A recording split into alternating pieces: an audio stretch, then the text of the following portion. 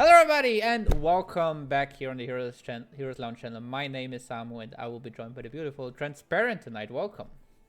Thank you, the beautiful Samu. I am very excited to be here tonight. We are kicking off our playoff grand finals now with Division 5. It is 5, then 4 tomorrow, then 3 after that, 2, and then both ones all on Sunday. It is going to be a great 5 days for amateur Heroes of the Storm action, and we are kicking off with an awesome one. I was just telling Samu a little bit earlier that Division 5, the people who come out of the top are often people who are very passionate. They have worked hard. They have improved throughout the season. And we are here with Hidden Gork Crouching Bananas, who ended 5th, seed 5 here, but they've finally got here to the grand final. And of course, our top team of Nexus Most Wanted, who were the first seed. But it's sure to be exciting, Samu. Yeah, definitely. The Nexus Most Wanted did not lose a single map in the entirety of the season until the playoffs, where they lost one map against Cats Against Trouble. They did not face off in the regular season, but for now, let's see where we are heading for this first map of the evening. Oh, yeah, of course, we've already gone through our map bans, haven't we, Samu? So reduction of the map pool has already started. What have we gone through? We have a Tomb of Spider Queen and the Volskaya ban coming out from HGCB. And Nexus Most Wanted did ban out Brex's Holdout and Sky Temple. And then for the first map, we have map choice on the side of Nexus Most Wanted, which will bring us towards Inferno Shrines. Yeah, Inferno Shrines is actually the one map they lost this season against Cats Against Trouble.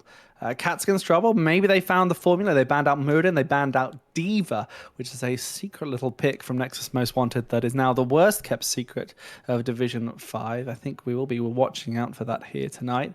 But Nexus Most Wanted, they like to play a little bit of Mouthheal here on this map, a little bit of Chromie and maybe some Tychus. So let's see what the blue team here of the Hidden Gork Crouching Bananas having in store for us.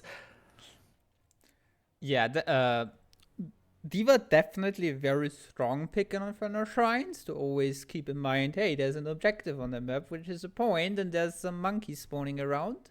And then you throw a Diva bomb there, the opponent has a quite rough time to walk up there, and you will get all the monkeys in the area as soon as the bomb explodes. So very nice zone control hero for the map itself. So quite a good ban here. Well, it looks like our teams are getting in and they are getting themselves ready here, Samu. We are going to be starting our best of 5 grand finals here between Hidden Gork Crouching Bananas and Nexus Most Wanting any moment. It is going to be an absolute feast for the eyes, so make sure you keep tuned in and tell everybody you know the stream has started now.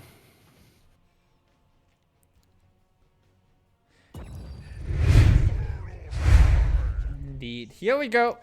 Inferno Shrines. Map number 1. First pick on the side of Hidden Gork Crouching Bananas.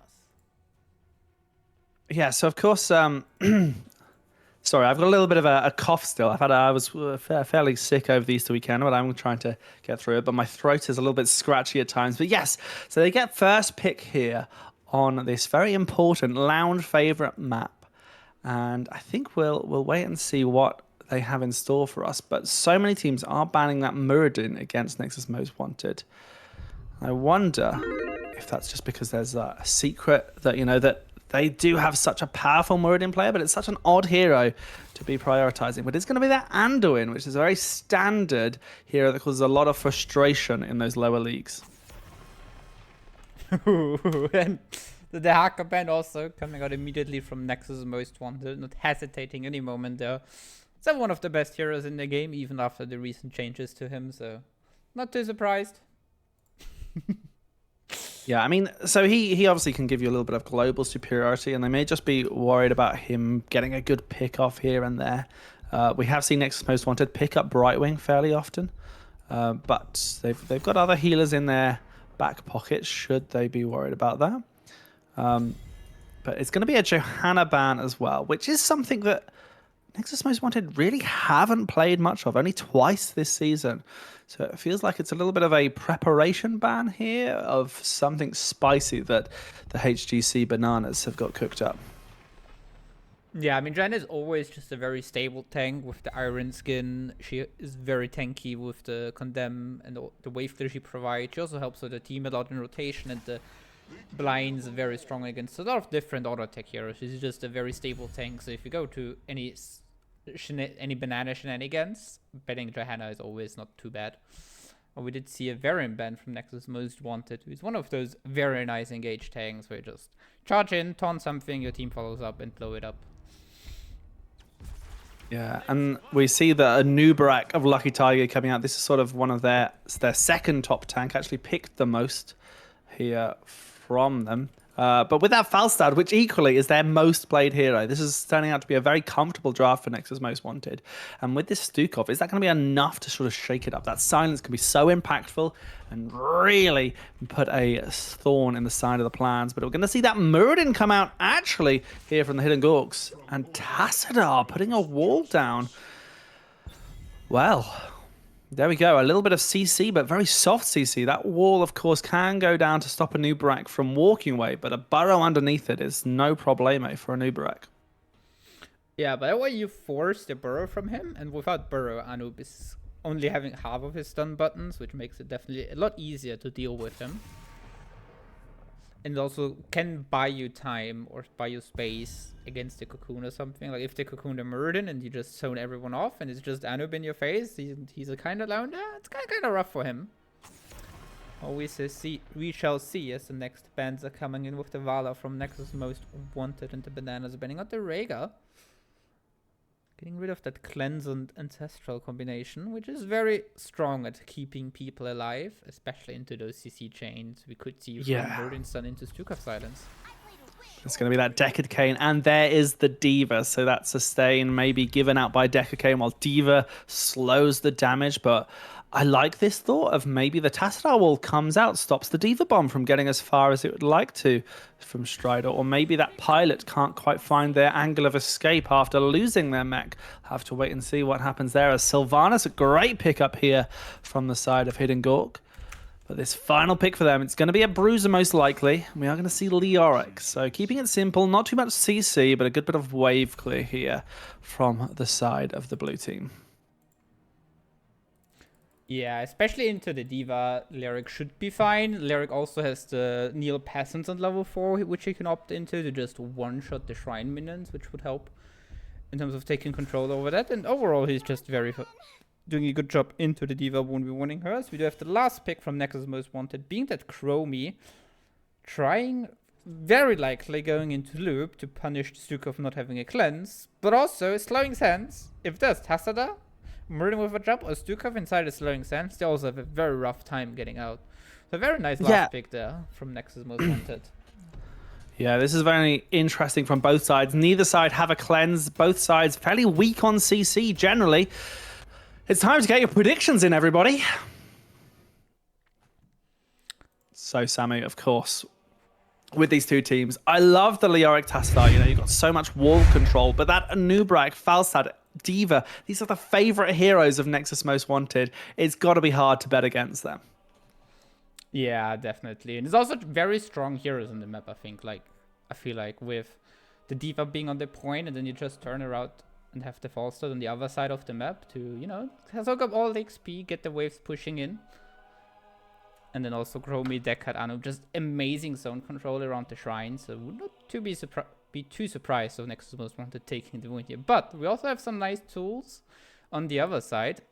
So let's see how the teams play it out. Because an Entomb into Silence from Stukov, that can really catch someone off guard. And Deckard is one of those heroes who's not very strong at burst healing in those moments, while also not having a lot of mobility. So if he's in the Entomb, he's also kind of in trouble. Well, let's see how we do, Samu, as we get into this game number 1. Indeed. We shall start to the left side in the blues with Hidden Gork, Crouching Banana. We've got Bobe-sama on the Leoric, Tagada on Tassadar, Ours Chauvet on Sylvanas, the Creator on Stukov, and Jigo on the Muradin. And on the red team, the top seed in this competition, it is Nexus Most Wanted with Feng Shen on Falstad, Bob Zoran on the Chromie, Strider on the Diva, Lucky Tiger on a Nubrak, and Kelmore is here on the Decade Cane. Now, I will be interested to see how well the blue team can pull this off. Of course, Stukov really likes having a lot of heavy CC, but all we have currently at level 1, of course, is that Muradin stun, Stormbolt, followed up with a little bit of a slow. Later on, we might see an electric fence, but it's going to be tricky to keep people inside that silence pool, of course, that lurking arm. And, well, of course, it may well expand to level 7, but we have a while to go until that point. For now, we see the usual rotation coming out from the teams. Looking through level 1 talents, we do have the Q stacking on Falstad and Tassada. Looking for a bit more burst damage on both ends. And we also do see the low blows, and Stukov really opting into those CC chains with his team. Keep them inside it and get some good damage going on the target inside the... Yeah, I mean, interesting enough that stacking on level 1 for Tastar is going to be all about that burst damage. They are going to try and get through some sort of squishy health bar or maybe even a Nubrak's spell armor just to try and get that health bar to be really, really low as quickly as possible. Not going for something that has sustain or just vulnerable as auto attack. So we'll see how well it plays. As we the blue team are well scouted out by this time trap that they are unaware of. It's a beautiful stun into a great trap. That is superb execution here from the red team.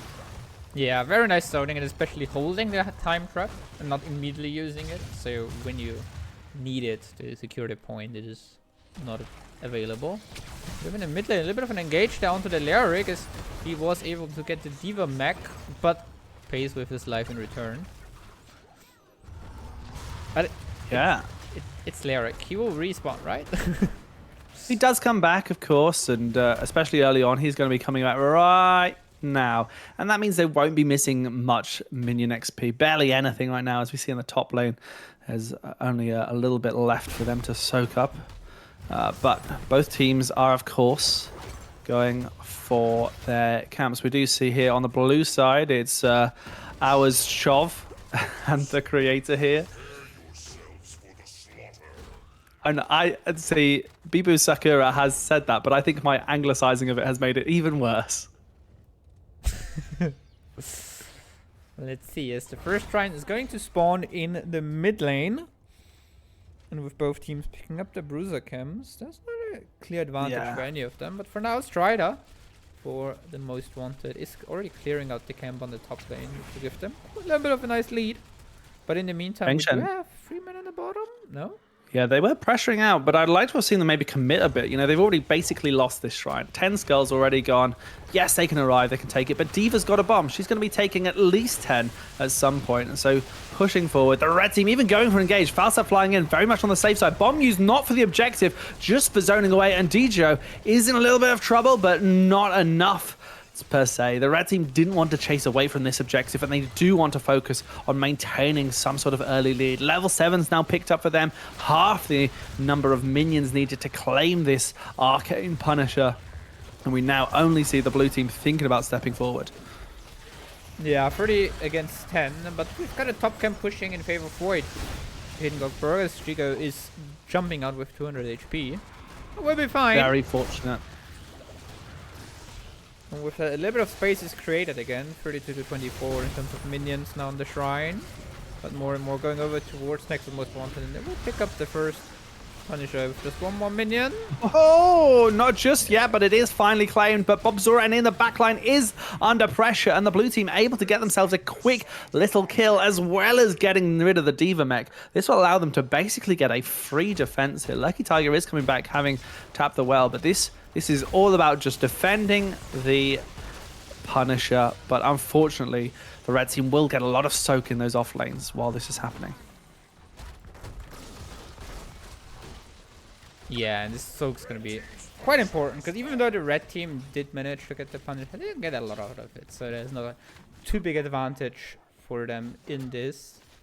A bit early on the siege camp now, but it's all good and well. So a very even game between those two teams. It's now been scouted out, but not. Yeah, I mean, I've been liking the playing here of HTCB. They are making sure they have some rotations, getting a couple of kills as well as helping keeping them in the game, especially after losing that first objective, but not losing too much ground about it. They now have the mid lane pushing in. They're going to clear this camp, but while that happens, the red team sensibly claiming this bottom camp to get a bit of asymmetrical push on the next Punisher lane, which of course is a Mortar Punisher. Yeah, Mortar Punisher especially having a lot of damage going, so this one will be able to do a bit more than the Arcane one. Well, you say that, it scales much better, Sammy. That's the thing about the Mortar Punisher. It scales into the late game very well, but early on, it sometimes doesn't quite do that punishing damage that we know and love in those later stages. Meanwhile, level 10s are slowly approaching, and now, without a shadow of doubt, we will be seeing some heroics. But, I mean, Red Team have managed to catch up very quickly, and it's almost at the same time as Leoric gets brought back with the temporal loop. Oh, nice leap onto 2. Sylvanas gets waken up though, but Gork taking a lot of damage, but there is the failing swipe getting him out. No, but fortunately, Chromie getting caught out again, and the nice low blow to secure the kill there. I mean, that is the combo that we were expecting. When this Tassadar was picked, was a little bit questionable of why, but we had to have faith. The use of it with Electric Fence at level 4, as well as that Silence Pool, the lurking arm of the Stukov, allows them to get some little kills here and there, and maybe we'll see a couple more. Even going for a Diva with a bomb can be possible when you've got that silence. So a bit of push happening now in the bot lane here. Of course, they have Sylvanas, those black arrows turning off those buildings. And it's a good thing to do. You know, opening up that bottom means that they're not as, the red team aren't as safe during this objective. They can't retreat directly behind a gate. But also, if the blue team claim the objective, they will be pushing in straight onto that fort without having to worry about it being baited over the gate.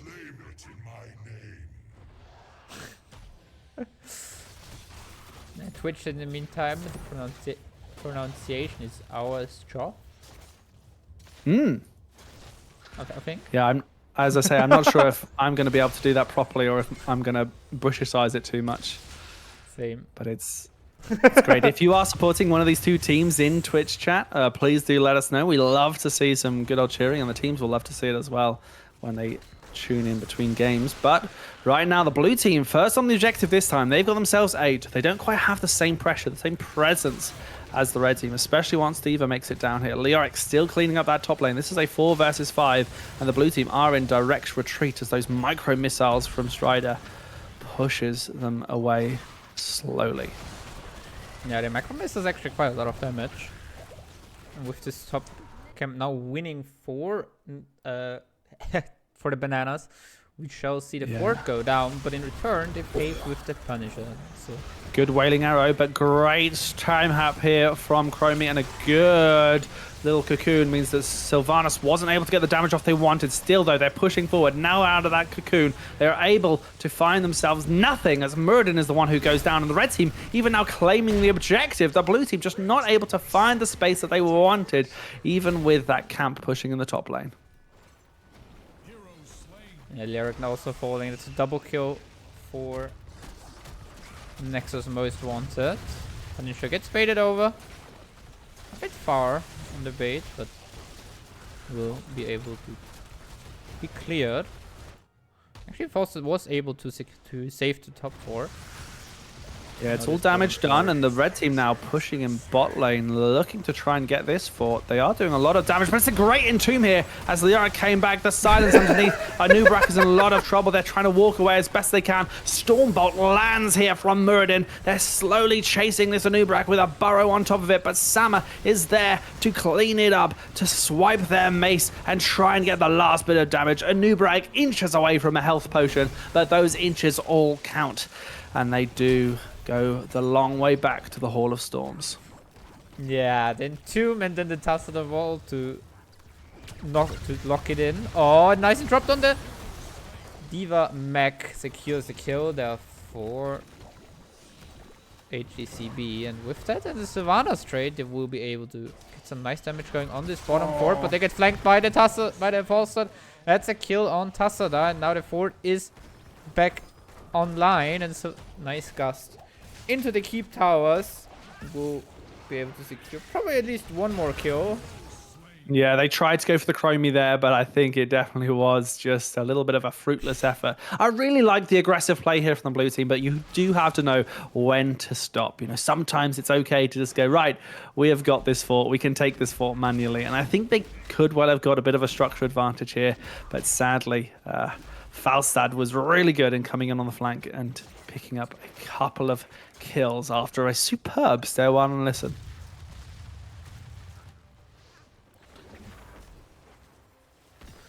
Yeah, now the bottom siege camp will be taken again by the Nexus Most Wanted. A little bit of harassment here on the top side by Muradin onto D.Va, but nothing much happening. And as Tassadar has to play safe in the bot lane, yes, that bottom camp is being claimed by the Reds. And they might well try and get some pressure here. Of course, you know, if they do this, it doesn't get them too much, but it will give them a slow bit of pressure while the next objective is in top lane, a frozen Punisher to come down and help open up the map for one of those teams. The Lyric pushing in top a bit more. But now another camp taken by Nexus Most Wanted. This time the siege camp on the side of Gork. Now, we've seen great play still from the HGCB, that they are able to, of course, get some single pickoffs here and there. Of course, doing great work with that lurking up. As Leoric tries to find, once again, another N2, but doesn't quite commit for it this time. Level 16 now here as well. An even fight is possible, especially as the Shrine is activating. Blue team will clear out this camp, maybe push out another lane, bot lane, as we see Falstad rotating down. DJ trying to interrupt them, but doesn't quite get there this time. It's a lot of commitment for this Falstad, and they're losing time that they will have to rotate to the Shrine. The red team will be getting themselves an easy first load of minions. Yeah, D.Va has got a bomb available. It's not just time, it's also space and vision they lost on top. With a huge min wave now pushing into the fort, this fort will take some significant damage. And also they do not see anything. Chromie has put down a lot of traps in the area. Yeah, and I think this is, you know, sometimes where you see those top level players sometimes committing Sylvanas to other lanes when there's a top objective, or even sort of just pushing out elsewhere, but we haven't seen this from the blue team. They're not quite using that Sylvanas in the same aggressive manner. Meanwhile, Leoric gets time trapped, gets stunned as well. Wailing Arrow comes out, lands onto Chromie, but a great Sail One Alyssa means that no one can dive here from the blue team. And although Leoric is down, they will be coming back sooner than expected, but still, they should give enough space for the red team to claim the objective. Unless D.Va goes down, they're able to get out of their mech just in time. Yeah, with that mech they should stay alive. And with this, the objective goes. Oh, and now talk about the D.Va though. Now she loses a mech after the fence into the silence, but she's able to walk out. DJ really trying to find Feng Shen there as well. Bob Summer coming back, but unable to find the Entomb. And another Punisher goes over to the red team. Yeah, there's another loop on the Derek, and he will pay with his life for it. And with this kill, Nexus Most Wanted can even push in with the Punisher a little bit now. It's also a frozen Punisher, so it turns off the structures, which makes it a lot easier for Nexus Most Wanted to go I aggressive. wondered if D.Va was going to stay in pilot form as well, just to help with that siege damage. Mini D.Va pilot can be so effective, but of course, they have a lot less HP. Strider here, even finding that as D.Va, they go in, get the kill against Stukov, but are they going to be able to get out of there? They do indeed, as we see Tassadar pop that Archon just to get a little bit of damage, but a great cocoon from Lucky Tiger means that a lot of the damage, a lot of the safety of the blue team is completely gone. Nice route to follow up, and that's a dead Tassadar. Lyric now in trouble. He gets looped again, but doesn't even get to. Blue team getting a little bit unlucky here, but the red team are doing so well to capitalize on every little bit of misfortune of the blue team. Yeah, and with this, but big damage on the Anoop. It gets rooted one more time, but now he will stay alive. And Sylvanas goes down in return with the Punisher being on 3%. It will fall any moment, but we see the members from Nexus Most Wanted now just hit away on this core, and this looks like it might be GG as game, as the core shield is down 20% and dropping, and game 1 goes over to the Nexus Most Wanted. GG, well played indeed here. But you can't deny something. you can't deny that this game wasn't actually as one-sided as that ending made it look like. No, especially in the early stages, was very even between those two teams, and the Nexus Most Wanted was able to get a little advantage, and then another little advantage, and then another little advantage, and it just stacked up on each other. Those small advantages they were able to get out, and that made it a But the first thought of the game only fell just before that last objective. It really, there Yeah. wasn't much in it until that point. You are right, there were small advantages, but the XP difference wasn't different. I think those little bits of rotations, a little bit slower here and there, and as you say, sometimes there are great use of heroics from Chromie to bring people back like Leoric. Just sometimes killing Leoric on cooldown can be a great way to smash into an enemy team. Yeah, this is always a thing. As a Leoric, you feel very safe when you Wraith Walk, because, you're unstoppable for 5 seconds with the 16.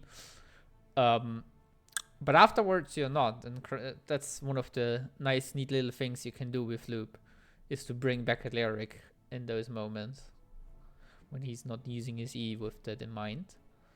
But let's see, as for the next map, we do now have a choice between map pick and first pick on the sort of hidden Gork, Crouching Bananas, and they decide to go for the first pick. So Next Most Wanted with the map choice will bring us towards Battlefield of Eternity.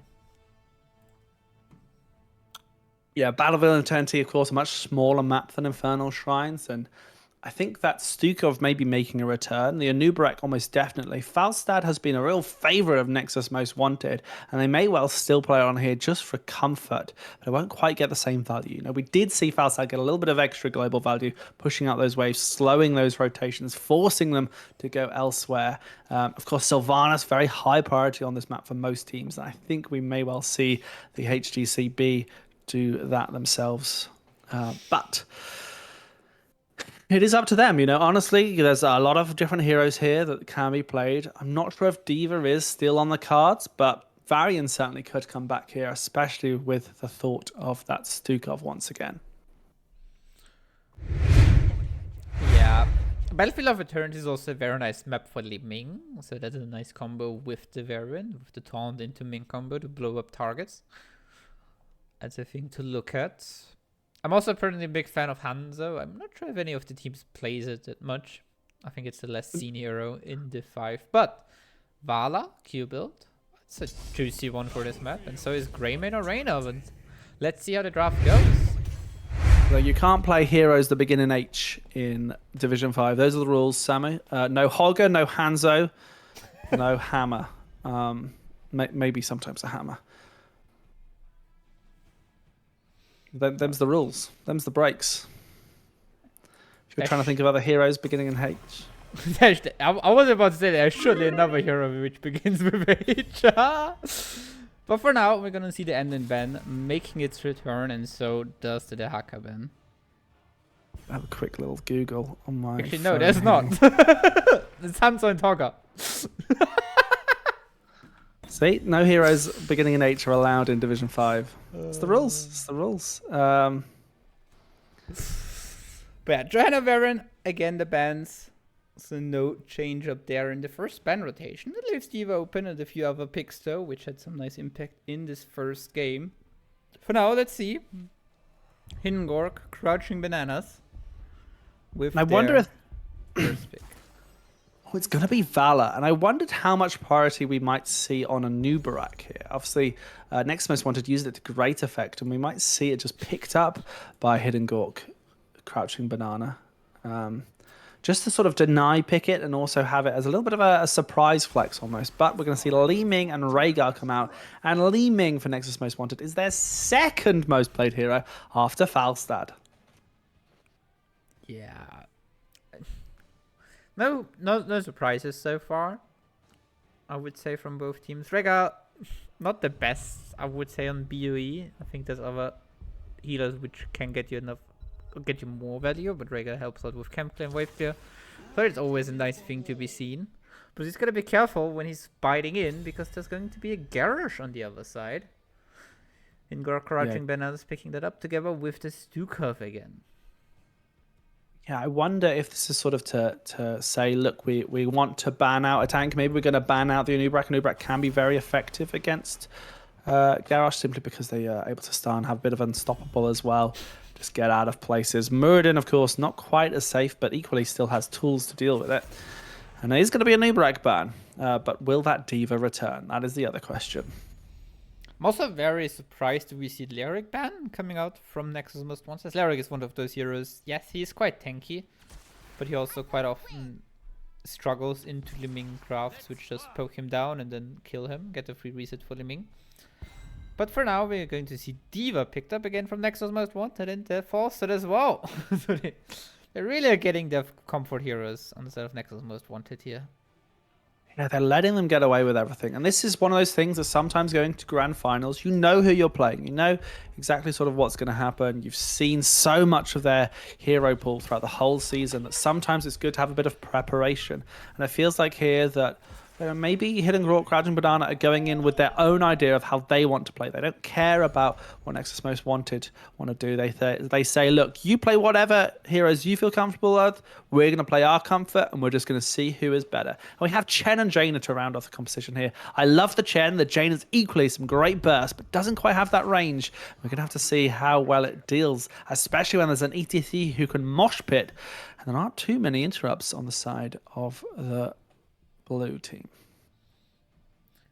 Yeah, I mean, I also feel like Hidden Gork Crouching Bananas, their plan is to let them have what they kind of want to some extent, but also pick heroes which are good into it. Because Garrosh is usually quite rough to one-shot with all the armor he gets. He's also pretty nice into the Diva. We can just throw out the mech when he goes in, and then has a taunt for the pilot mode Diva to catch that one off guard.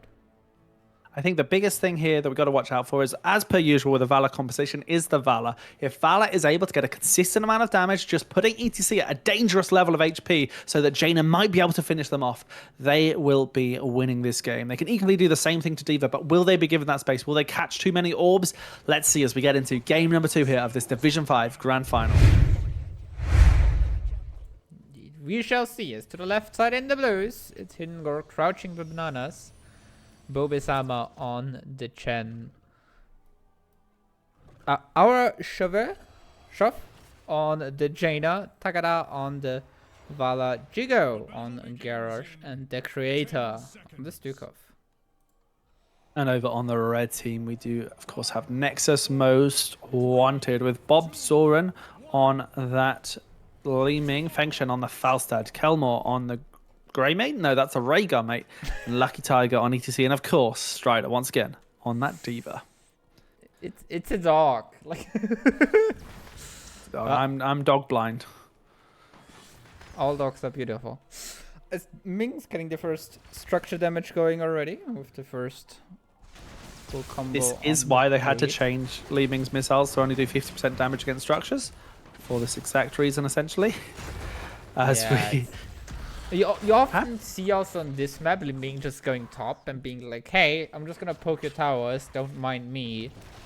And it's just nonsense to deal with as the solo laner. Quite often you don't really have the best heroes to deal with it. Chen is pretty nice though, so can understand that you don't want to do it into Chen. We do have Q build coming out here from Valor. They really want that race plus a little bit of extra burst. Not going to be focusing so much on stacking auto attacks, perhaps feeling they're a little bit vulnerable to the long-range abilities of Falstad and Li Ming. So it's very, very even right now until Falstad is making their way up to the top lane. Yeah, we also see block party on ETC, which kind of makes them not really want to pick up the AA build on Valor. We have Falstad now shows themselves top. We may see a little bit more aggression in the bot lane here. Their call has been made to go for the siege camp. Dijo very much on the wrong side of things, but we have Ozchav on this Jaina. I like that they're thinking about flanking positions. Even now, so early in the game, we have to see this Jaina flank. Otherwise, they aren't going to get kills unless they just ram themselves into ETC. That is the big thing here, but I like it. They've picked up this bottom camp, and now they are looking to put some pressure on. Bobesama in the meantime in top lane. Clearing the wave while the next most wanted also picking up their bruiser camp. But like look at Jen is getting some good damage going on the Forster. I mean, I've been playing Chen a little bit in quick match recently, and I will say he's a lot of fun, but my gosh, am I terrible at playing Chen. I think I've been playing him very, very wrong. But we do see here a little bit of a pressure from both sides. But of course, the all-important bruiser camp is being claimed already by the blue team. And the red team have yet to look at it. They're feeling a little bit behind, perhaps pressuring out that top lane a bit further as Bobesama will be cleaning it up. Yeah, it's like the one downside of Chen is his lack of wave clear and camp clear. It's not very fast, let's say it this way. So we did see a lot of damage already going onto this front wall of the fort, and with the bruiser camp coming in, that's going to be a bit more damage even. But for now, let's see, the teams are hovering around the blue immortal at the moment. Yeah, they were feeling ambitious. DJ, though, however, has used some of their cooldowns. They're in a little bit of trouble, having to use Indomitable to get out, but they do manage to do it. Lucky Tiger now in a little bit of trouble as we see Chen jumps in, tries to slow the retreat of the red team, is managing to do so. The burst damage of Jaina and Valor is coming out as D.Va darts their protection matrix all around. Still, ETC goes down. First blood is there for the blue team, and they're looking for a second. After a crunchy mech exterior, the dessert of D.Va is there for the blues. Yeah, very well done. Very good job from the hidden Gork crouching bananas there.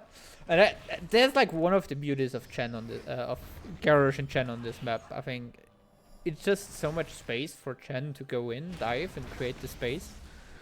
And Garrosh throwing someone into the immortal stun can do quite a lot of damage. Yeah, it certainly can do. And of course, you know, that is one of the best things about Garrosh on this map, the amount of control you have. You're able to exactly place someone directly onto where an immortal stun is, and they are long, those immortal stuns. Still, the blue team are struggling to get through this race the same quickness as the reds. As of course, D.Va, Falstad, and Rhaegar, all the great heroes are taking down immortal. But with 173 HP, the blue team are victorious. Yeah, the shield is pretty much non-existent, especially into Li Ming. 1Q missile and it is gone, and will switch into the melee form. But still, we'll be able to pick up a little bit of damage onto this front wall. Yeah, D.Va making some space here in the bot lane already as Chen has to rotate all the way down, but still back up in the top lane. Garrosh finds themselves on that flank, still trying. Good silence here from Stukov, making some more space. And although the blue team aren't going to be claiming much of this top fort, they do at least get all of those towers. A good power slide from BCC to escape, leaving the Garrosh at 100 HP after the Ming follow-up. So both frontliners need to retreat for a second and be healed up again, but now the top camp seems to be the next point of interest for both teams. Lucky We do have some space. it's a 4v4. But will the blue team find anything? It's a good attempt here from the throw, but Falstad's barrel getting themselves out of danger this time around. Yeah, but now we have the wave pushing in, so the lane advantage is on the sort of in Gork. Crouching bananas, and with that, Garrosh, no? They are almost a level ahead. You know, this is a really good spot here for the blue team. They don't want to give too much away, but they also don't want to lose something. It's a great throw into a good Jaina flank. I was talking about how they need to have these flanks, and they do manage it, but unfortunately, without the follow-up of Valor, they just can't quite find the kills. It was a really great attempt. You can see how low this red team is just purely from a Jaina flank, and had Tagada not been doing the camp, it would have been a great team fight for the blues. Yeah, but now they have the camp to defend. In the meantime, Chen in the bot lane is having quite a little bit of fun into the D.Va. When is Chen not fun? Into a lot of CC. Yeah. As we do have level 10 slowly approaching here for the Blues. They are still in a little bit of a lead. They had lost some of their advantage after the loss of Jaina in that last fight. But Jaina once again in this flanking position with the Garrosh. Backed up this time by Valor, and I think they have been spotted.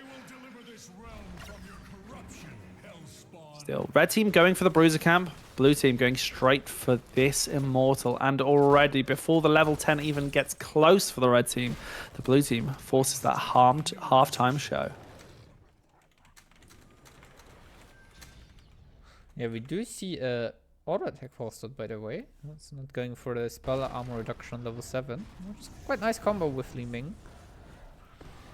Looking for ultimates, we do see Storm, Earth, Fire. Yeah, it's an interesting choice.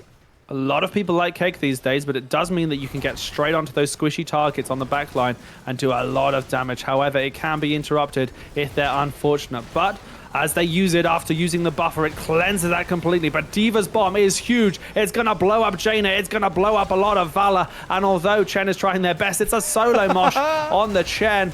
As we see Earth, Wind, and Fire coalesce right back into a basically full HP Chen. It's beautiful play, but unfortunately, the blue team are losing out in every other front.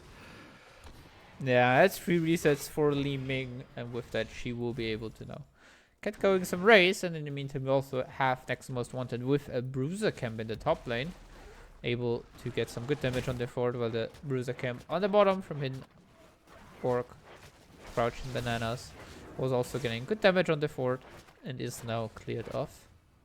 Oh, it's a nice taunt here from Garrosh and Jaina. They equally do manage to do a little bit of damage to that front line, but once again, without that Valor, they're just not quite finding the pressure or the kills that they would like. So they need to be careful using these heroic abilities.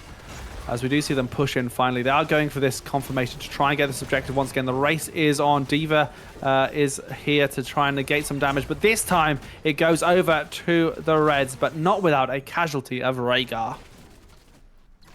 Yeah, with that, we see them ping the fort here, maybe stepping up to just throw this 1-2 buttons on the fort. It's 700 HP.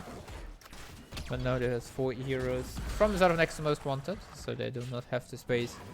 Get this bit of damage going. Chen now taking care of the top lane and pushing in that wave, as D.Va is now moving towards the top lane to deal with the Chen. And now Garrosh looking here, being a bit split off from the team, a bit far, but it didn't even touch the fort, Samu. This is the second Immortal, and it didn't get a single point of damage onto that fort. Yeah, and Garrosh being found in the bush. Hits an orb into the face. Nice. Being very close to getting their ice block, and man, in fact, getting it as I talk. There, the red team fort is so low. I almost want Valor to go round the back and confirm it. That would be an incredibly dangerous mission. Oh, mech has been used on top in the meantime by the D.Va against the Chen. D.Va just auto-attacking into Chen's shields. But here in the bot lane, Lucky Tiger is getting poked out. And I want to see the blue team push forward. They have the space now. If ETC has 0 HP, you can just push forward. This is the weakness of ETC. Every time he's down to 50% HP, this is when you want to be pushing in against the team. They ain't going to be doing much when they've got 50% HP. Oh, the throw onto the false start with the taunt as well. That's a kill. Force out of Gork crouching bananas. Will they find another one? It's like Tiger gets slowed down, but that's a little not bit too much. And sensibly, blue team are going for this fort. I was worried they were going to go for the camp first, but they managed to confirm the structure first. Immortal spawning in 20 seconds as well. And this will be very, very good. We're going to have a little while still, 20 seconds until those camps respawn. And so we're having siege camp taken by the blue team first.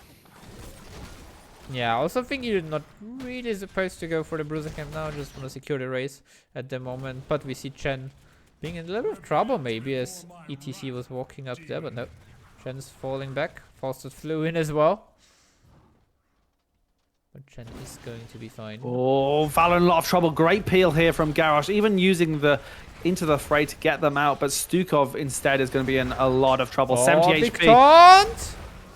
It felt like something odd happened there.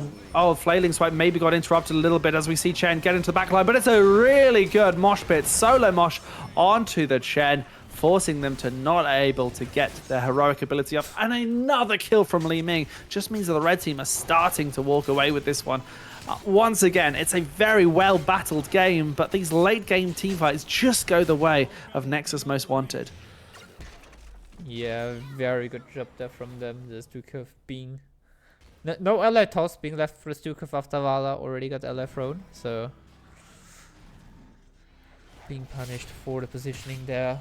As now Nexus most wanted are grabbing this Immortal. Bruiser camp will be taken by Gork crouching bananas. Yeah, it's not going to do much though, because this Immortal will be going down bot lane. It's just going to get cleaned up by the red team no matter what. This is a very much a useless Bruiser camp. It's a bit of a defense and a few XP, I would guess. Yeah, it's I wouldn't trust this Bruiser camp to defend my auntie in a snowball fight.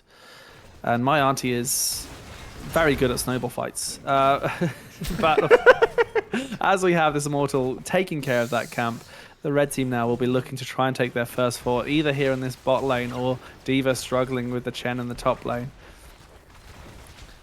There's ETC on the flank, gets thrown in by DJ. It's a great silence, a good cleanse underneath it all. The Gus comes out as well, though, and all of that just for a Garrosh heroic ability. Yeah, very nice combo there from Gork crouching bananas, forcing out the Gust and the cleanse. That's 2 safe tools gone, so with the next throw on Garrosh's end, there's going to be a lot of trouble. Oh, Austrav has to be a little bit careful here, of course. A level lead for the red team just means Li Ming's damage hits a little bit harder. You know, it's a 4% damage increase to them and a 4% less HP for you, essentially. Ooh, but in trouble. Gets sold out though. Oh, barely, as ETC's power slide doesn't quite connect. Yeah, but this is always the thing between Storm of Fire and the Keck. Storm of Fire has 120-second cooldown, and it feels really bad when you need to use it in such a way. Oh, the mosh pit. Oh, it's a great untrupped. Jaina gets out as well, thrown away. D.Va looking bad as well, but a flailing swipe pushes people right back. The taunt not quite connecting with enough people, but Falstad will go down. Jaina, unfortunately, will also be a casualty. Now the D.Va is getting the bomb out with the explosion now coming in. The Chen is dropping very low, has to be very careful. Looking to get some drinking going. Now, speaking of drinking, slows. I desperately need a drink, as Vala also falls here. Garrosh equally very low on HP, but may well be able to get away this time. I mean, it looked good for the blue team after they rescued Jaina, but as soon as she went down, a little bit too far forward, sometimes it's okay to let other people finish off those kills. And the red team swung it right back into their face. Yeah, I mean, the thing... I kind of like what he's trying. Like, Jaina is like, hey, I'm low HP, and this Foster is in a rough spot. He's inside the silent. If I step up, throw 2 buttons in his face, he dies. But I die in return, which is an okay trade right at the moment for Gork crouching bananas, because they're behind in XP, so they get comeback XP. But in return, there's a Li Ming on the side of Nexus Most Wanted, so she gets a full reset. And with that full reset, she's able to pressure them down in return, which is the problem of those 1-for-1 trades into Nexus Most Wanted. Speaking of 1-for-1 trades, we see a 1-for-0 trade here as Falstad gets caught out. Really nice play here from the blue team. They are losing a little bit of damage on the Immortal, but it's barely anything. And with 50 seconds down a hero, the blue team need to try and make the most of it. Still, camps are pushing in both lanes, and that is something they need to be a little bit aware of. Out comes Water Elemental, maybe looking to ward, maybe looking to engage as... I mean, it's a good route. Lucky Tiger in a lot of trouble, but will get slid away, gets the cleanse as well. And, Jaina trying their luck, but not quite finding it this time. Yeah, but not everyone will finish the halftime. Forza 20 seconds until they respawn. Will have flight up and gust, so... Importantly, Jaina as well has now had to show on the map, clearing out this camp, and the red team making the most of it by engaging. Yeah, Garrosh had a rough spot. Chen found himself between 4 enemies. Yeah, and Lucky Tiger maybe thinking about going for the mosh pit. They have indeed got it, but Vala gets the cancel. But Chen, not enough HP this time to keep themselves alive, and it's a great kill here for the Reds. But I think in return, we may see Rhaegar goes down, as unfortunately the heroic overlapping onto the D.Va. Garrosh falls though, Jaina falls, and Li Ming is able to just get a few healthy resets here. Vala desperately trying to get that last bit of damage, but with 70 HP, Li Ming lives. Top tip for all you Rhaegar players out there, if you hold down the Alt key and the R key, you self-cast it on yourself. You don't need to try and click on your own hero. Yeah, it's a 5-man team wipe for the Nexus Most Wanted, and they will be able to secure this Immortal into the hands, which will run towards the top lane where we already see big wave coming in for them. We see Bruiser Chem Steel coming out from the Nexus Most Wanted here. They've got a lot of time. There's not a half-time show to sort of wait for either, but this is a little bit weird. You know, I think they do have the Immortal, obviously. They have level 20 as well, but this is definitely going to allow the blue team to be in full position, get a little bit of soak. They're going to clear out that camp anyway. It's once again, this Bruiser camp not doing a lot in the bot lane, but maybe it's enough to just keep the blue team occupied. Yeah. Oh, they need to be careful. They are very far out on lane here, and dismounted like this, Feng Shen's coming on the side. They're going to have the wind tunnel, and now it comes. Lucky Tiger looks for the mosh pit. It's 23 seconds away, though, but still, that is damage after damage. That is 2 down, potentially a third, as we see D.Va coming on the flank, gets a little bit of a body block. The micro missiles take out Theramore's own Jaina, and as we see the Ancestral this time correctly onto D.Va, it is going to be a big pressure here in both lanes. Yeah, the bottom keeper will go down. Top fort keeper will also go down. There's the solo mosh onto the Garrosh. They will fall, and with 30 seconds on this Dukov, this looks like Nexus Most Wanted will clear up this game and make it a 2-0 for the moment. Yeah, I mean, we see great play in the late game from Nexus Most Wanted. Still, we saw a lot of early spark from the side of HGCB. And I want to see that spark ignite into a flame and bring us into a truly epic series. But it's GG so far for Nexus Most Wanted. Yeah, it's a 2-0 lead now for Nexus Most Wanted. Very good job from them, especially those late game team fights where they were able to just get a quick reset for Li Ming and snowball the fight from there was very important for them. So yeah. So of course 19 kills to 9 is very good showing, but as I say, there has been a great spark here from the side of HGCB. I want to see it ignite. I want to see them really come into it. And you know, just we saw Chav really start to get some great flanks there with Jaina, but just having a little too much squishiness. Maybe that's Stukov, not quite enough healing, like direct healing, I will say, to be able to pick up the targets when needed. But of course, Silence equally does a lot of work. They've just got to quite decide how risky do they want to play and how aggressive can they get away with it. Yeah. I feel like we need to ban D.Va, guys. Like, I feel D.Va is putting in a lot of work. In this whole lane, yes, she is losing to the Chen. Especially in the long run, Chen just out-sustains her. But I feel like D.Va is having a lot of good impact into those team fights. Especially with the Li Ming this last fight together.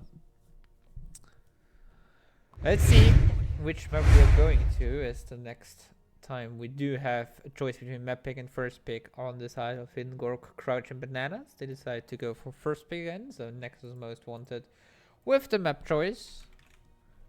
And they will bring us towards Towers of Doom. Yeah, Towers of Doom is a great map to go here for the side of Nexus Most Wanted. We've seen that they come back a lot in the late game, but equally, you know, it's often something where they're able to put pressure onto the core. You know, they're able to just march their way through a keep and end the game there on core. Whereas Towers of Doom, you can't quite do that. If you win a late game team fight, sure, you can control the map, take over it a lot, but you can't instantly end the game. And maybe that's the silver lining that the side of HGCB need. I tell you what, if they win one game, I'm going to go Bananas. I'm going to go Hidden Gork, Crouching Bananas. Yeah, I agree. Hidden Gork, Crouching Bananas, they had some strong showings in both games so far, but it was just ultimately Next Most Wanted with 1-2 key team fights they won in both games, which really put it into their favor. And Towers of Doom, one of the maps where you cannot just end run at the core and end the game.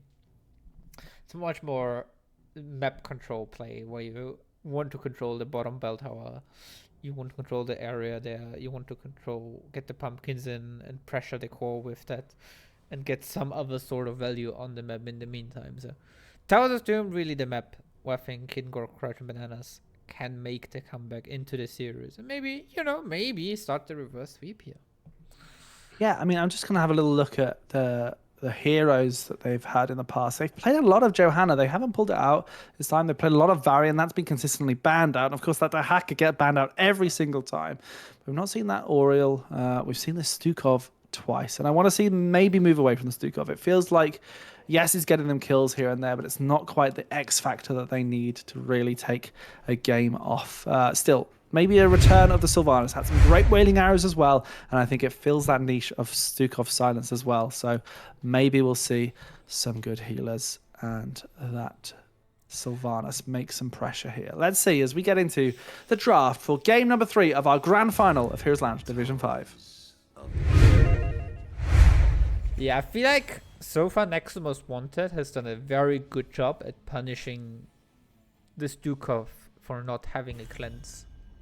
And not having too many zoning tools besides the failing swipe for themselves. So they often manage to get close to the Stukov, and Stukov failed to get them off him and was unable to get into safety. Of course, that lurking arm is very often an aggressive tool. It's not a peel tool at all. Anduin's root can be used both as an aggressive tool and a peel tool, but that lurking arm is definitely aggro, and it seems like every time there's a small little advantage, like maybe a mosh pit just taking out of one of your heroes, we do see the bananas not quite have the tools to deal with it afterwards.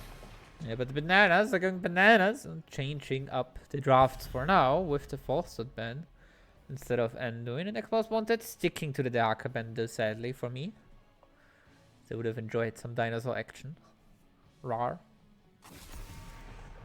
Alcid and Rhaegar ban. I like these two. You know, obviously it feels like they're still going to go for that Stukov action, trying to eliminate a cleanse here as well as a gust. But I think, you know, we're going to see this variant ban. That was very expected. Anduin first pick is what I'm calling right now. Maybe just to have a little bit of safety if they're not going for that Stukov. If they don't Anduin first pick, I think it's Stukov. That's my thoughts. I'm kind of thinking if there's anything you particularly want. I mean, I don't think offlane, like, if the Arco is gone, I don't think offlane needs to be high priority on this map. The Arco is just too strong on this map, so if he's open, you should pick it. Yeah. There comes the Anduin. I mean, I'm quite happy with that one, Sammy. So I don't know what to say now. No, because I feel like this eliminates a lot of the CC. I think this is what Nexus Most Wanted want to pick up themselves. They have got that Diva, they got that Leeming again, but at least Anduin's got some great heals, got some great tools as well. A little bit of burst healing, of course, with that Desperate Prayer. But they do still need to be a bit careful of that Diva going forward. But they don't have that silence now. They have to play a little bit more liberally, a bit more less bursty, and a bit more generic. And I want to see the Sylvanas now picked up from the side of HGCB. Ooh, it's the Anubrak. I thought about it last game, and I like that they're executing it here this time.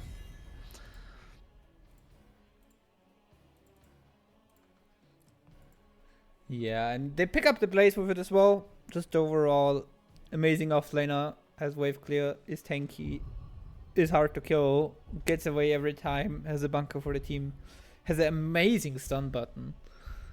So, seeing what is probably the best offlaner besides the Haka, of course. But that's the Sylvanas spend now coming out from Nexus Most Wanted. Not wanting those silences to shut down Leeming and Diva from using their buttons to get out.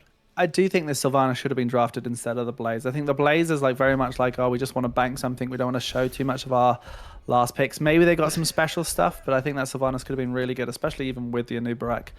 But this next band will show us a little bit more of what they're thinking about. That's going to be Johanna. So it's most likely Muradin from Lucky Tiger.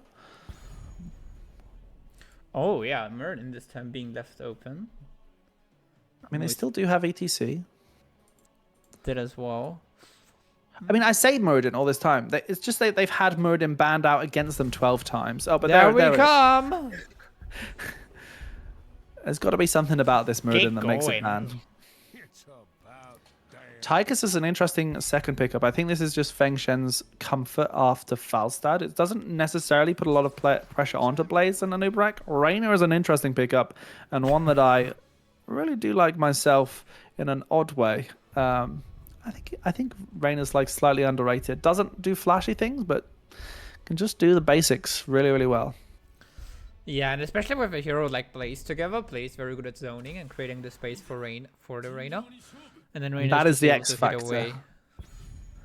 Genji is the X factor that I was thinking about. If they're letting that Sylvanas go, that Genji has got to pop off this time. It's going to be focused on Li Ming, and if Kellamore goes for Uther right now, it is GG, well played, grand final, and they are the winners, Nexus Most Wanted. But if they don't go for Uther, Genji's got a little bit of a freer time. Brightwing's still a little bit ouch, but not as much as Uther.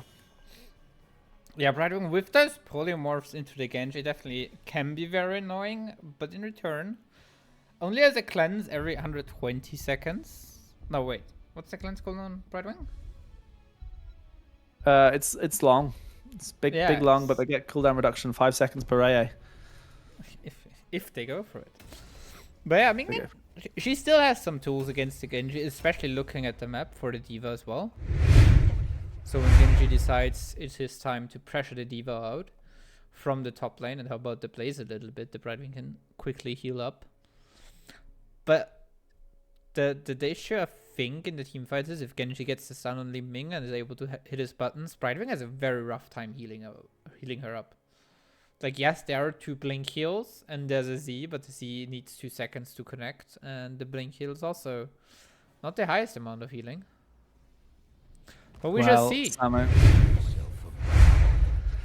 Yeah, let's get into this grand final. And here on the blue team, they need to make this win. They need to have the comeback swing. Arfinus in the chat says that their last Defy finals was a reverse sweep. Can they do it? It is, of course, the hidden Gork crouching bananas. And they have Djo2 on that Genji, the creator on Anduin, Oztrov on the Raynor, Tagada on the Anub'arak, and Bobsama on the Blaze.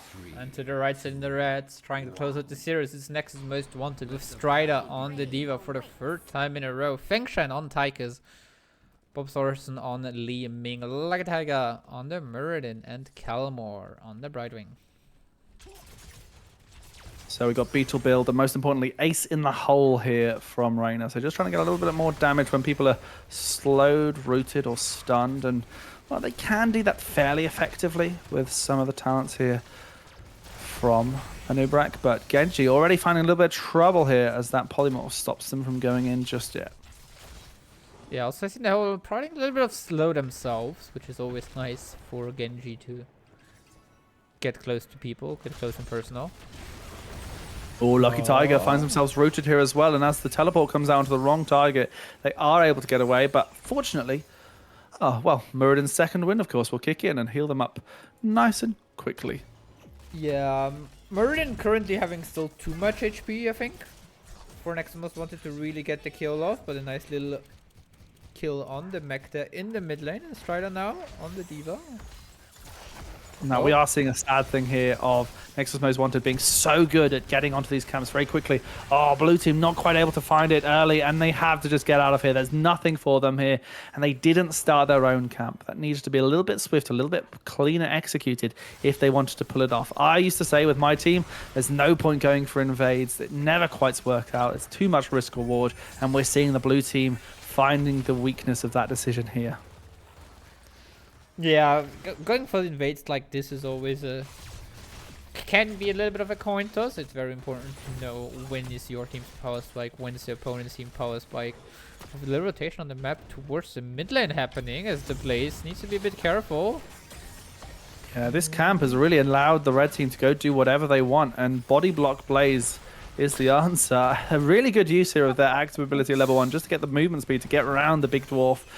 But yeah, ultimately, the blue team feel a little bit split, a little bit shaken here. They've got to pull themselves together if they want to stay in the series and potentially find themselves into another game in this grand final. Yeah, another camp is starting to be taken, but Tagada on the Anub is taking a lot of damage now. Feng Shen on the Tychus gets turned on though. 200 HP, we'll be fine. We'll be fine for now. Yeah, Genji, of course, used that Swift Strike already, but had it been available, maybe Tychus would have been in danger. Yeah. But I think that's enough to gain a little bit of momentum back on the side of the blue team. Still, they're picking up this siege camp slowly but surely as these altars spawn in just 15 seconds. Yeah, they're a bit late on the camp compared to the camp from Nexus Most Wanted now, but I think it's okay. Oh. So, We are seeing a very old build here from Genji. This is the build that I like to play because I also forget what the new build is. Yeah, very much Dragon Blade style. As we see a good route here, unfortunately, Muradin's going to have a lot of shielding from both the right wing and, of course, themselves. But it's a good interrupt here, and Genji goes down. First blood here for the side of the red team. yeah, Limingo taking a lot of damage in turn, but now also Anub is in trouble as Strider comes in from the side with the Diva. Gets good damage going, but now Bobizama is getting pulled out from Anduin to make sure they stay alive. And I think now it's time to retreat for Gork crouching bananas. Yeah. Such a good peel there from Blaze. Anubrak was not getting out there alive if Blaze did not turn up. So really good for them to do that. Good pull as well from Anduin afterwards to get Blaze out on top of it. And ultimately, the fact that there's only one kill got in this game is a blessing here for the Blues.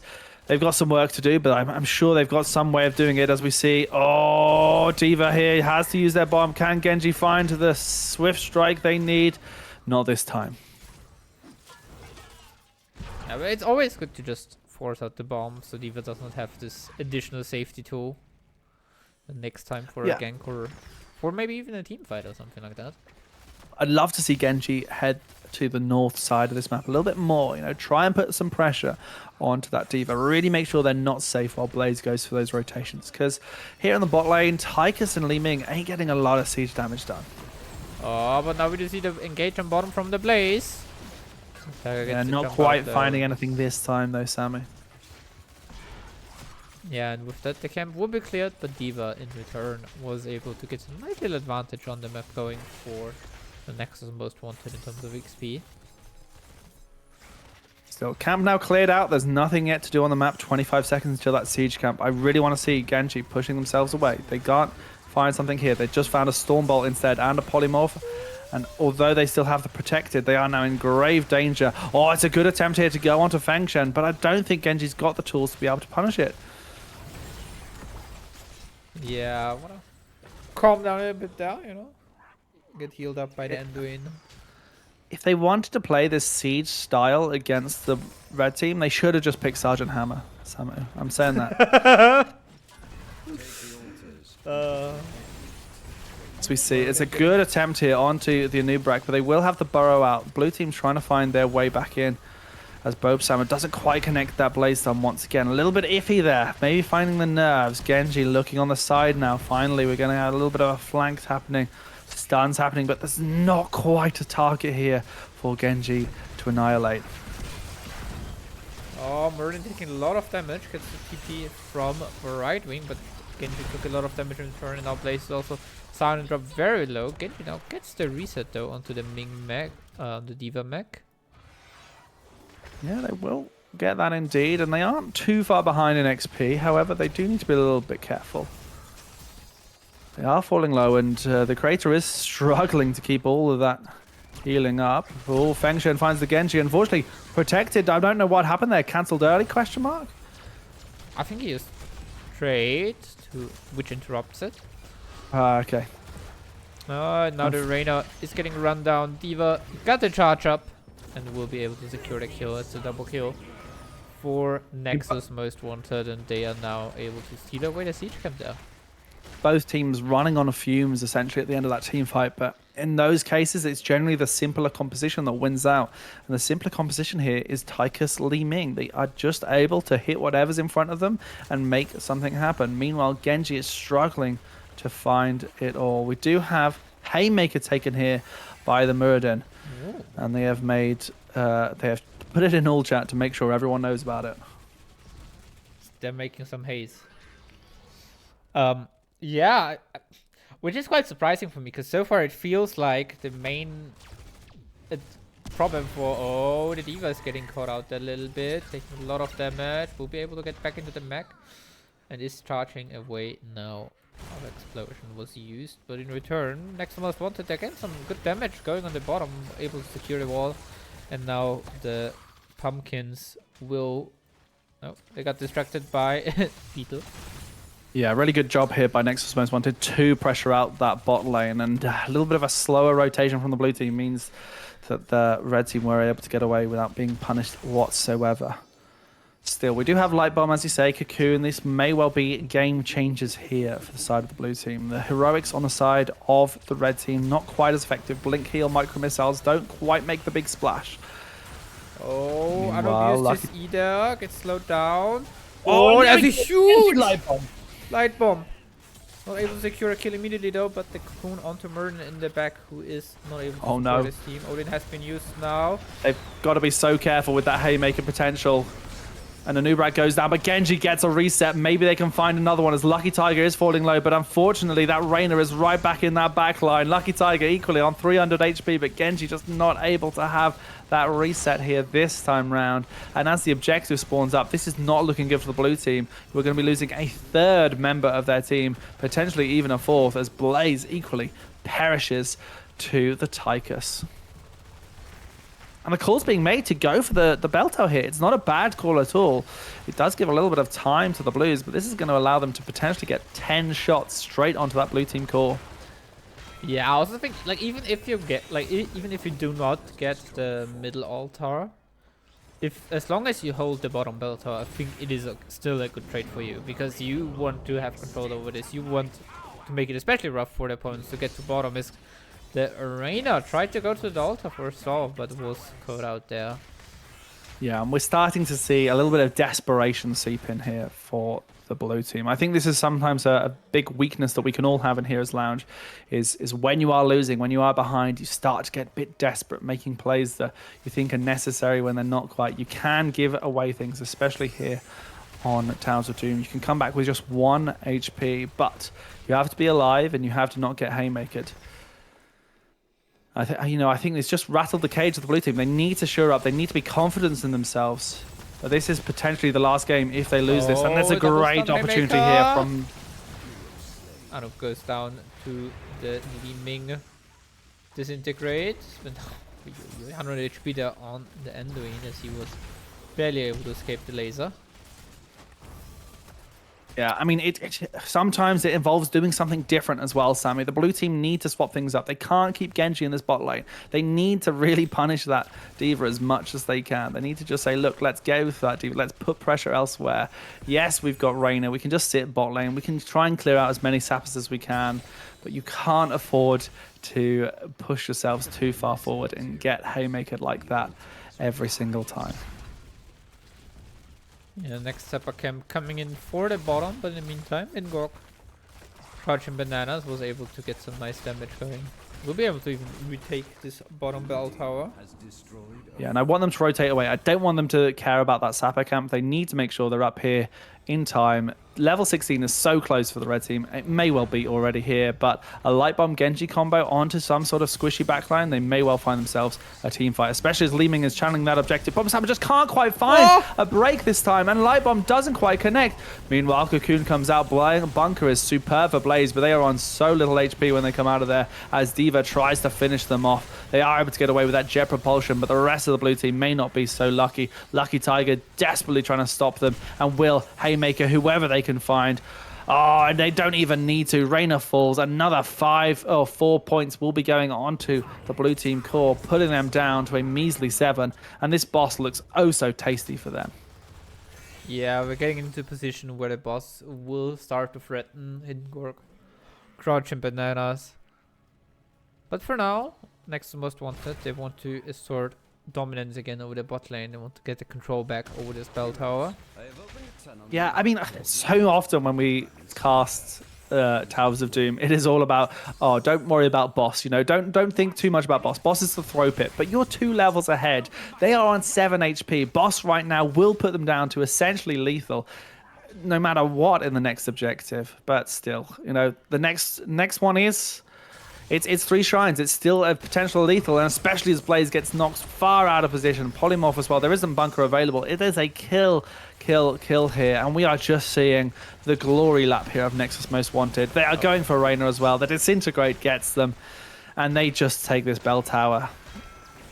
There is very little the blue team can do here. There are options. There certainly are. They have Light Bomb Genji, but they need to wait 20 seconds until their full team is back. Yeah, they're trying to defend this mid fort. No. Now we are turning around on the side of Nexus Most Wanted. 7 HP on the core.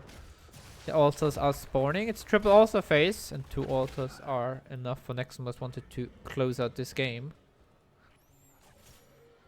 So yeah, they've got themselves a nice 3-level lead here. 3 altars, they just need 2. Then they can become the champions of Division 5 Season 26 of Heroes Lounge. Just before that Heroes 10th anniversary tournament that you can sign up for now. Of course, the red team, they're positioning well. D.Va already channeling that top altar. Blaze being diligent enough to there. There is an opportunity for the blue team. All they have to do is stop the red team from channeling a single objective, essentially. Odin comes out. Objective being channeled. 16 is now in for the side of Hidden Gork, Crouch, and Bananas. There's the light bomb, but Ming is barely getting away, but no. Oh, she doesn't! The bunker. It is possible. The turnaround is potentially happening. It's a great paint them red. Oh, Reyna is back up to full HP. It's a gorgeous stun from Tagada, who is on the edge of this team fight. Still, Muradin gets away with 100 HP. Scammed is Genji, as potentially another kill comes right back. This D.Va has been a demon all through the series, but Striker finally taken down means that this is a 4 versus 4. No Li Ming versus no Blaze, but can the blue team do it? They got the channel some point during that. I don't know when, but they are still alive in this series. Yeah, with 3 HP left on the core, buffs, of course, is no threat. But so is Ardecepus. Oh, they can look to go for something. Light Bomb in 1 second. They can look to try and make something happen. Light Bomb is there. It gets onto the backline. It gets onto Brightwing, but the Polymorph will be coming out soon. Out comes the X-Strike. They got the damage, but unfortunately, that defense matrix is just so effective. This D.Va has been played to expertise, but as Brightwing has to get themselves out of there, Li Ming arrives. She is the cavalry. She's putting out the damage, and although Reyna finds themselves in a very bad situation as they get haymakered across, they are going to Hearthstone still. A new Brag goes down. Lean Anduin could well be next, but they are able to get away with a little bit of speed for the time being. However, I think 69 HP. That's nice. Yeah, with Anu being dead, also spawning in the bot side. Oh, this is going to be a tough one. They need a miracle. 4 versus 5. Light Bomb in 6 seconds. The Creator on half HP as well, but full mana for Blaze, Reyna, and Genji. If they can find the targets, if they can find the focus, they can do it. But unfortunately, Tychus is there. 25 armor. It's superb. It's enough. As we see Li Ming channeling that objective, gets interrupted by Genji. It was so important to do. As we see, Brightwing gets taken out. The miracles can happen. The desperation of the red team this time just to finish out the series causes 2 people to go down. Oh, but the Blaze will fall now. No frontline here for the blue team. They're level 20 down as well. And Li Ming still has mana. And while Li Ming has mana, they have breath to draw. But they do not have life. Yeah, with that, Cocoon onto D.Va. And Muradin will fall to another Genji E. Arfanaz was believing, and believe they shall, as we do see the blue team picking up another objective here, not wanting to wait for it. But the blue team, they need to do big things. Reyna's Raider is at least coming back here. Oh, and... Oh, surely they can get the D.Va here. Surely. No! She was able to get the mech out, and Reyna goes down. This is a bit of a... My head is in my hands. Oh... Strider on this D.Va is absolutely the MVP of this whole series, maybe the whole tournament, as they have carried it through from week 1. And I don't know, getting a solo kill basically against Reyna there, it's got to be good. Yeah, but now we do see Hidden Gork, Crouch and Bananas going for the boss, knowing this would finish the game. Well, in the meantime, It's in the important. bottom, we do see the Zappas being taken. Both Zappa camps taken by Nexus Most Wanted, and just 3 out of those 6 Zappas are enough to end the game. But That's half, Sammy. That's half. yeah, but with the boss taken away off the map, there's now no No. cross the map play possible for Nexus Most Wanted there. But one Zappa did go through already. There's a light bomb coming in. Oh, it's a good bunker as well. Really good well. usage here, but Blaze needs to come out. They need to get a big stun. However, they don't manage to find it. Out comes the Odin. Another 3 come in. Only 2 have to enter. 1 was able to slip through. The blue team have to defend these and not let the red team get a single objective. Oh, Yeah. there's no bunker. Blaze is in danger here. As we see damage come out, Anubrak goes down. We've seen miracles happen before. The blue team need another one. Put your hands together. Pray for them here. As Hidden Grok, Crouching Bananas need to interrupt this diva right here, right now. And Chico going around, but Strider and Thorson get the one shot onto Ender, and now the Blaze in a bit of trouble, taking a lot of damage. That's the damage reduction, that's a reset for Liming. Genji gets another stall on the objective, but pays with his life for it. It's just Arena left alive for Hidden Gork, Crouching Bananas, but they are not able to do much, and it's GG as Nexus Most Wanted. Right, we were able to get the channel through, and it's a 3-0 for Nexus Most Wanted.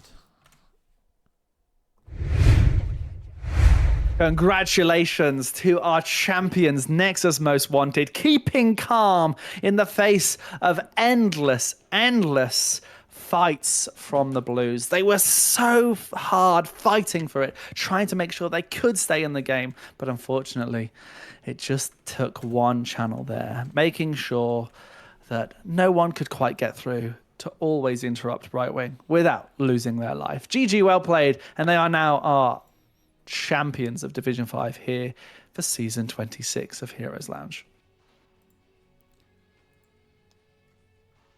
Indeed, well done. They will be our first champions of the season. But of course, there will be 5 more to crown.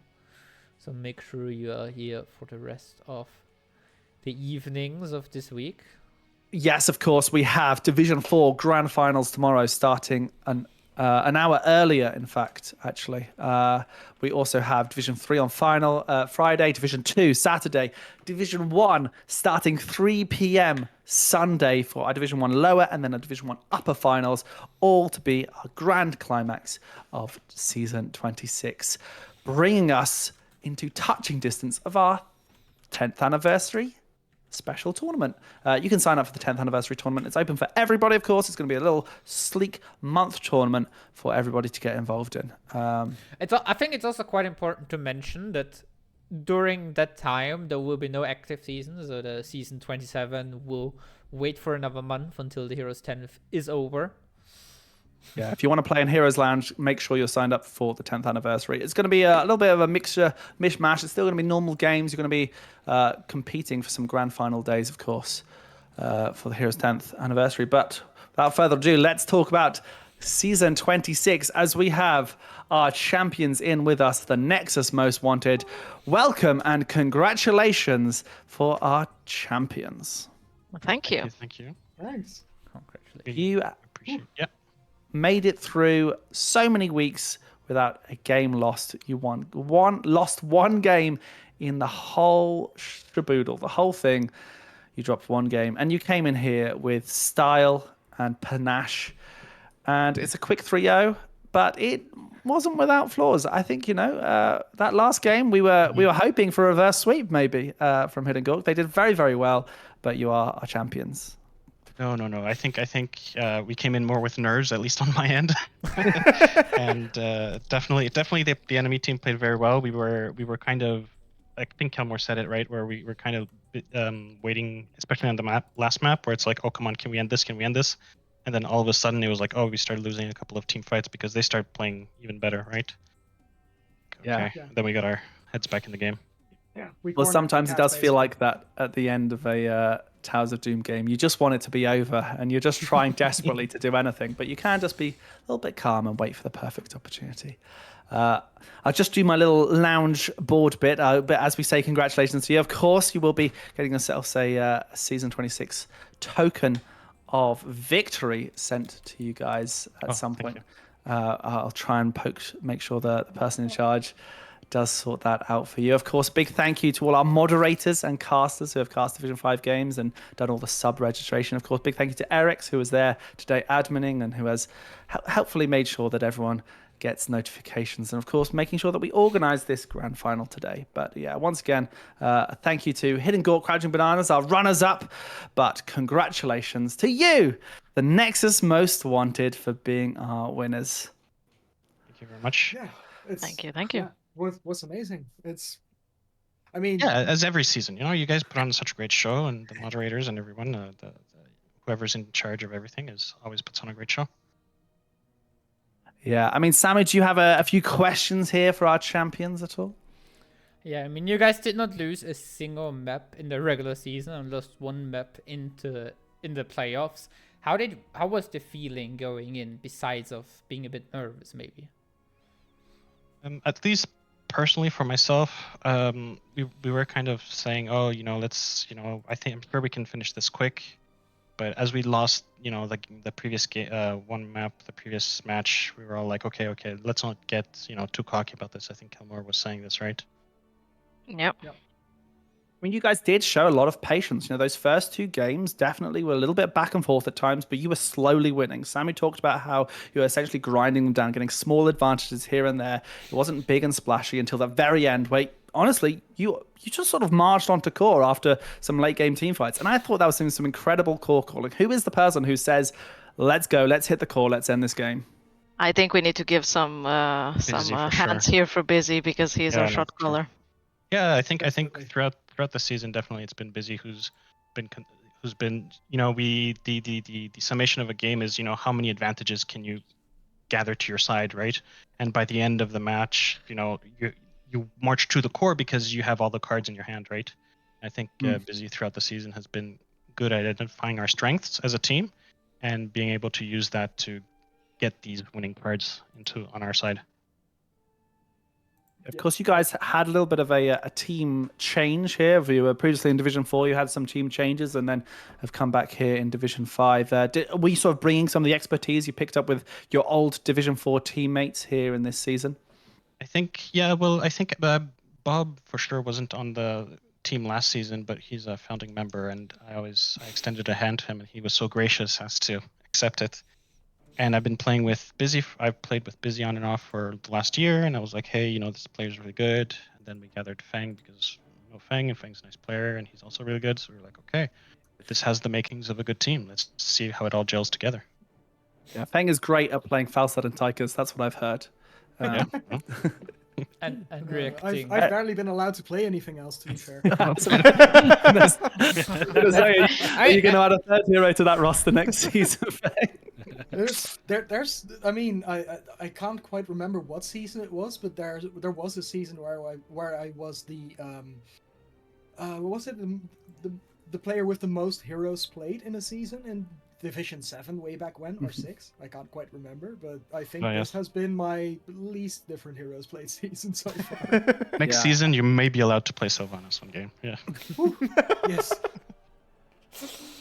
Teasing with good times there. Yeah, but I think me being able to constantly play the Falstad, play the Tychus is also, I mean, props go to the team. It's really hard, I think, to counter ban our team.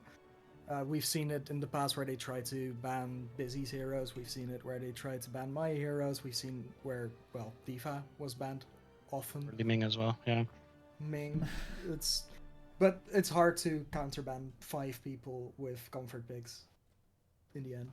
Yeah, of course, that Diva, very much a special here. I mean, I called it out in the end of the last game. I think it's definitely the MVP of this series.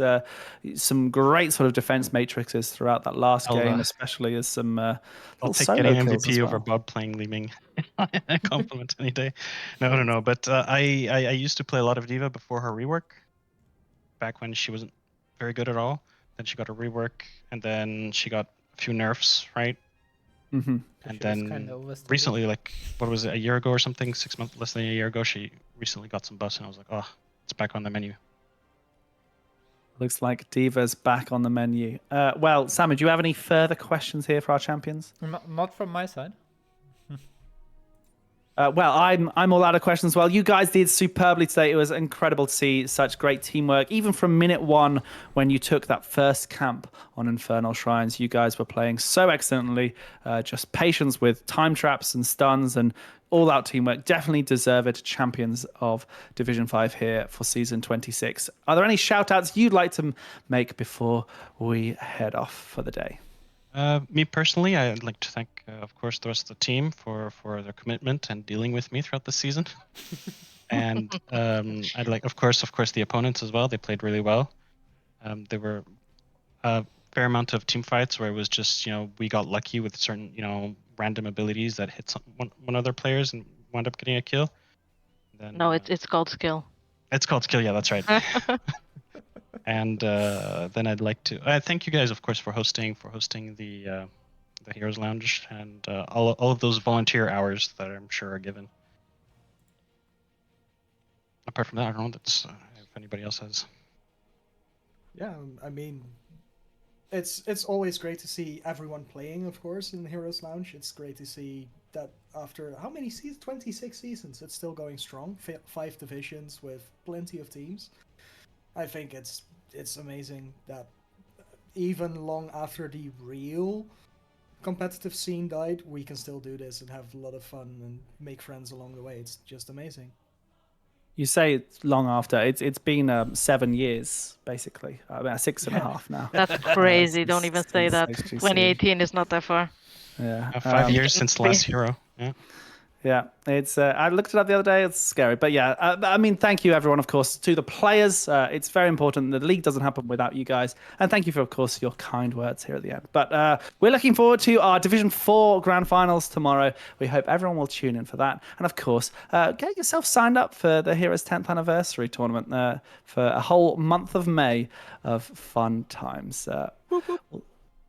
Well, without further ado, we will see you all tomorrow. Good night, everybody. Bye-bye. Bye. Thank you.